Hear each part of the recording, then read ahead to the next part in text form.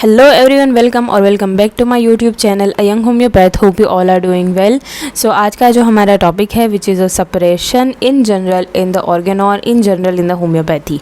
ठीक है, तो इससे पहले वाले एक वीडियो के अंदर हमने बात करी थी अबाउट द पेलिएशन। ठीक है, पेलिएशन नॉर्मल इन द होम्योपैथी और इन द ऑर्गन अगर आपको पूछा जाता है तब आप उस चीज़ को लिख सकते हो।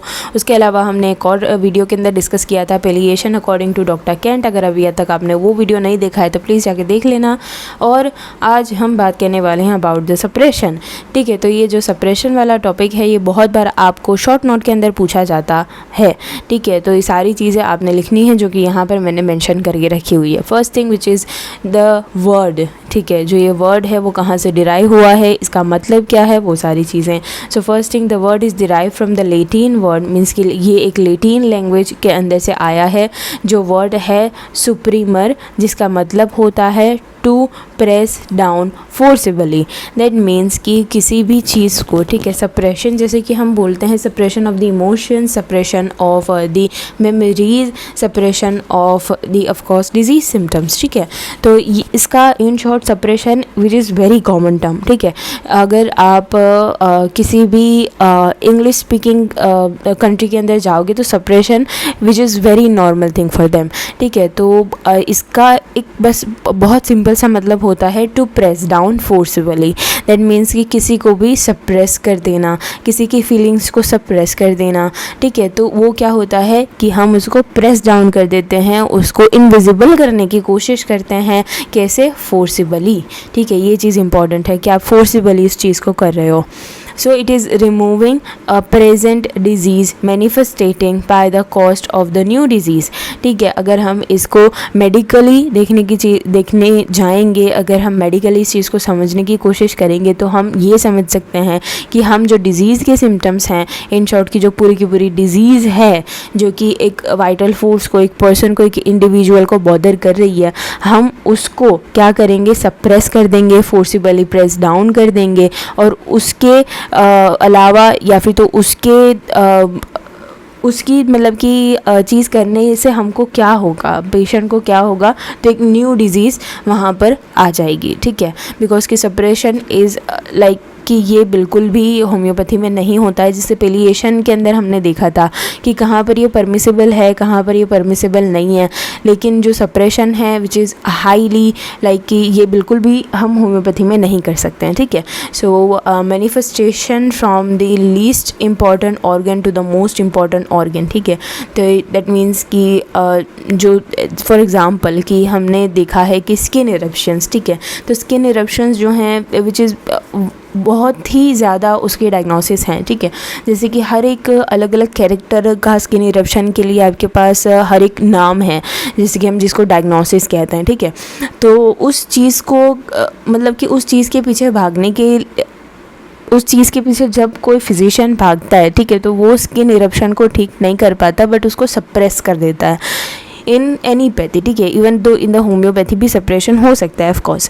तो उससे क्या होता है कि स्किन इरप्शन बहुत कॉमनली चीज़ ये देखी जाती है कि भाई जब स्किन इरप्शन को तुम सप्रेस कर देते हो तो उसका वो क्या है, मतलब कि स्किन क्या है, लीस्ट इम्पॉर्टेंट ऑर्गन है। ठीक है, उसका जो सप्रेशन का रिफ्लेक्शन आता है वो सीधा मोस्ट इम्पॉर्टेंट ऑर्गन के ऊपर आता है which is most commonly in the respiratory organs. ठीक है, तो ये चीज़ें होती हैं, these are the demerits of the suppression. ठीक है, so there is a reverse order of the Hering's law is there. तो ये भी कई बार MCQs के अंदर ये चीज़ पूछी जाती है कि बाई विच टर्म, या फिर तो इसमें से कौन सी चीज़ ऐसी है जो कि reverse order of the Hering's law of cure को दर्शाती है। ठीक है, तो आपका आंसर रहेगा का सप्रेशन। ठीक है, इसका हम एग्जाम्पल देखते हैं। सो फर्स्ट थिंग जो हमने देखी, मैंने आपको समझाई which is the skin eruption को अगर तुम सप्रेस करते हो तो अस्थमा क्रिएट होता है। ये है आपका सप्रेशन वाली डिज़ीज़।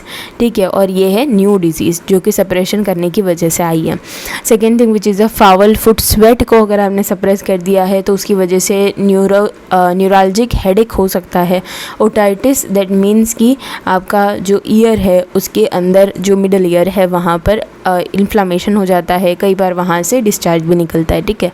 तो ओटाइटिस को अगर तुम सप्रेस करते हो तो फेशियल न्यूरालजिया देखने को मिलता है, ठीक है।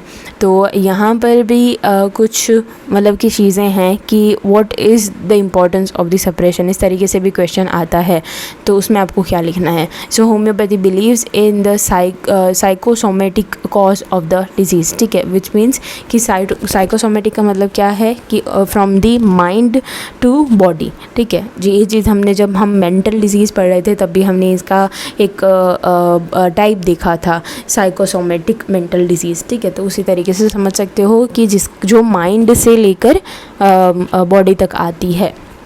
Homeopathy believes in that particular cause, right? Suppression is responsible for the psychotic, the psychoneurotic और the psychosomatic problem. That means कि अगर आपने suppression कर दिया तो ऐसा ज़रूरी नहीं है कि जैसे हमने आगे उसके एग्जांपल्स देखें कि स्किन इरप्शन का suppression होने की वजह से अस्थमा हुआ तो डायरेक्टली ऐसी डिजीज़ हो जो कि आपको दिखे, बट कई बार ऐसा होता है कि suppression करने की वजह से आपको साइकोलॉजिकल कंडीशंस का भी सामना करना पड़ता है। आगे एच रॉबर्ट ने क्या कहा है सप्रेशन के बारे में। So the one thing we should always in the mind the should hold our aim is to allow the vital force to express itself in its own chosen way when it is damaged, ठीक है, या फिर तो deranged। that means कि यहाँ पर वो क्या समझाना चाह रहे हैं कि जैसे हम सप्रेशन करते हैं तो हमने ये बोला कि हमने डिजीज़ के सिम्टम को सप्रेस कर दिया, राइट। तो इससे पहले आपको ये समझना ज़रूरी है कि सिम्टम होते क्या हैं। तो symptoms are what the deranged vital force reflect itself, right, उसको हम बोलते हैं symptoms। तो जब हम सिम्टम को सप्रेस कर रहे हैं दैट मीन्स कि हम वाइटल फोर्स को सप्रेस कर रहे हैं कि वो अपने आप को बाहर एक्सप्रेस ना करे। लेकिन यहाँ पर एच रॉबर्ट ने क्या बोला है कि हमारा एक ही एम होना चाहिए कि वाइटल फोर्स फ्रीली अपने आप को एक्सप्रेस कर पाए और वो भी अपने वे के अंदर, राइट, जिससे कि हमें अच्छे से सारे सिम्टम्स दिखेंगे, राइट। आगे कुछ टाइप ऑफ सप्रेशंस हैं वो हम देख लेते हैं। The first thing which is a natural and second one which is a artificial, ठीक है, natural and artificial. So natural one के अंदर आपको क्या मिलता है, by the natural external forces like a shock, like a fright and like a fear, ठीक है। दूसरा आर्टिफिशियल क्या हो सकता है, by the external application. That's why the external application is highly, इसको मना किया गया है डॉक्टर हैनेमन के द्वारा कि आपने एक्सटर्नल एप्लीकेशन को यूज़ नहीं करना है। Second thing, by the harmful internal treatment, bye the natural secretion of the body. अगर तुम natural secretion of the body को ही सप्रेस कर दोगे तो भी आपको बहुत ज़्यादा कॉम्प्लिकेशन झेलने पड़ सकते हैं। Fourth thing which is the surgical removal of the organ, तो ऑफकोर्स वो भी क्या होगा, सप्रेशन ही कहलाया जाएगा, ठीक है।